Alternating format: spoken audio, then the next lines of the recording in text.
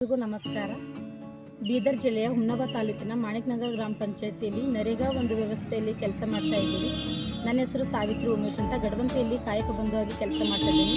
ನನ್ನ ಹತ್ರ ಒಂದು 50-60 ಜನ ಸುಮಾರು ವರ್ಕರ್ಸ್ ಇದ್ದಾರೆ, ಲೇಬರ್ಸ್ಗಳು ನರೇಗಾ ಒಂದು ವ್ಯವಸ್ಥೆಯಲ್ಲಿ. ಇದೇ ರೀತಿಯಾಗಿ ನಾನು ಒಂದು 3 ವಿಷಯನ ಹೇಳೋಕ್ಕೆ ಇಷ್ಟಪಡ್ತಾ ಇದ್ದೀನಿ. ಸಮಯದ ಒಂದು ಬದಲಾವಣೆಯನ್ನು ಉತ್ತಮವಾಗಿದೆ.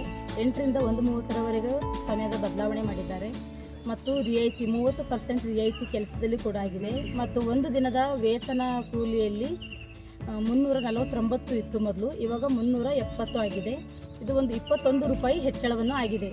ಹಾಗಾಗಿ ಇದು 3 ವಿಷಯದಲ್ಲಿ ನಾನು ಸರ್ಕಾರಕ್ಕೆ, ಅಂದರೆ ನರೇಗಾ ಒಂದು ಅಭಿವೃದ್ಧಿ ಸರ್ಕಾರಕ್ಕೆ ನನ್ನ ಪರವಾಗಿ ಹಾಗೂ ನನ್ನ ಎಲ್ಲ ವರ್ಕರ್ಸ್ ಪರವಾಗಿಯೂ ನಾನು ತುಂಬ ಹೃದಯದ ಧನ್ಯವಾದವನ್ನು ಹೇಳೋಕ್ಕೆ ಇಷ್ಟಪಡ್ತಾ ಇದ್ದೀನಿ.